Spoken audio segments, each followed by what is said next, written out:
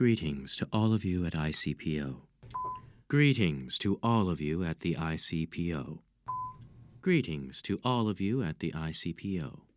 I am L. Greetings to all of you at the ICPO. I am L. 広がる闇の中交わし合った革命のちぎり誰にも邪魔させるわけにはいかないから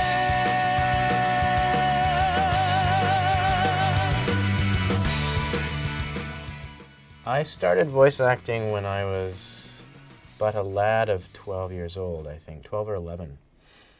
I was in one of the first animated shows that were done up here in Vancouver. The challenges with doing ADR is that the artist has already sort of created the character, so it's kind of, in some respects, it's like the tail wagging the dog a bit. So you have to sort of come in with less preconceived notions, and you have to sort of react to what you're seeing in the moment far more. That can be a bit of a challenge. He's so good. He's really natural. He's just a really good actor. And honestly, I think this may be the first time I've done ADR with him. And I know when we did the audition, we had a lot of good reads for L, reads that I was happy with, you know. But when he came in, it was just, oh yeah, that's the one. The difficulty of this case lies in its unprecedented scope. And make no mistake, we're witnessing an atrocious act of mass murder, one that is unforgivable.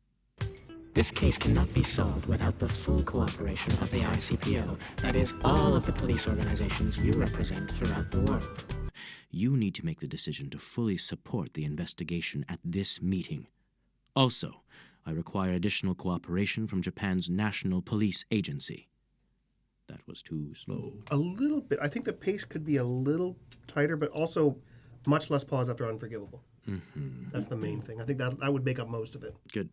He's definitely an interesting dude. He's got interesting aesthetic, and the fact that we've only seen him in this very sort of Spartan environment, this kind of padded cell, is very intriguing.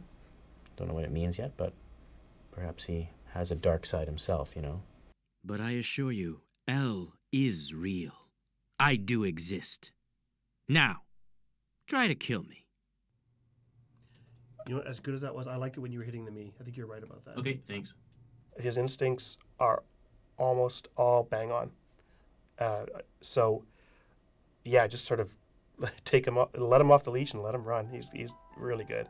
Just watching the series, watching the original series is very helpful. Actually, almost indispensable. I've never had to do that before. I've never had the opportunity to do that before, but it was great to be able to just sort of get a bead on the original and see where all the ducks lined up in that show, within that context. And then you can depart from that as you need to. It's grotesque and kind of scary and sort of reminiscent of Spirited Away and some of these other great movies that I've seen, where it really does take a turn that is unexpected. Humans are so much fun. L. Kira. I will hunt you down wherever you're hiding, and I will eliminate you.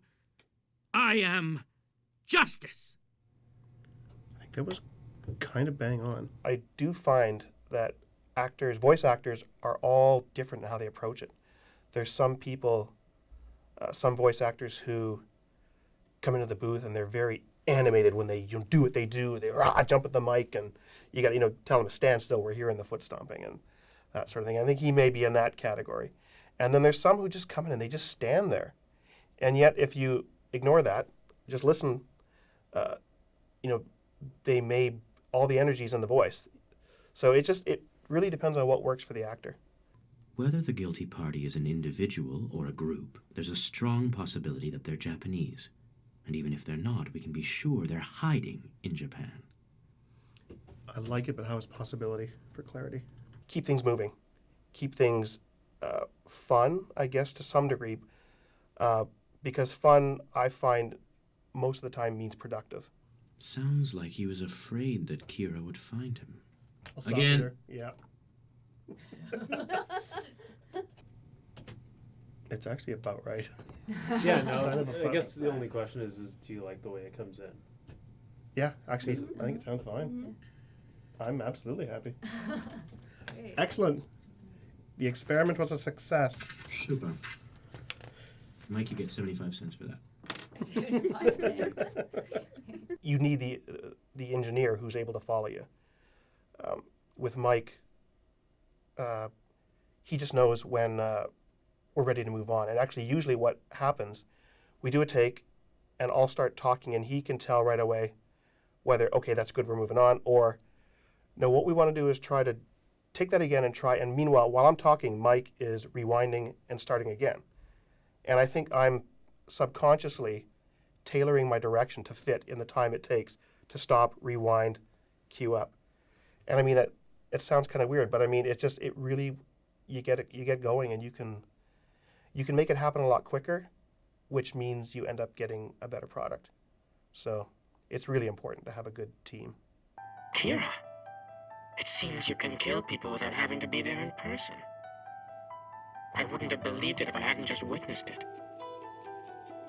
Listen to me, Kira. If you did indeed kill Lynd L. Taylor, the man who you just saw die on television, I should tell you that he was an inmate whose execution was scheduled for today.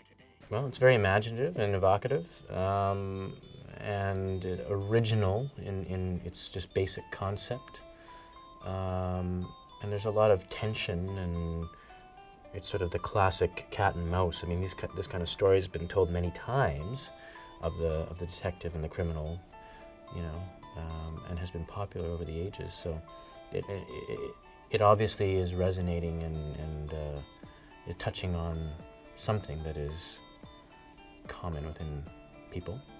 The whole notion of taking justice into your own hands could be a very alluring one for a lot of people, particularly when you see the ineptitude with which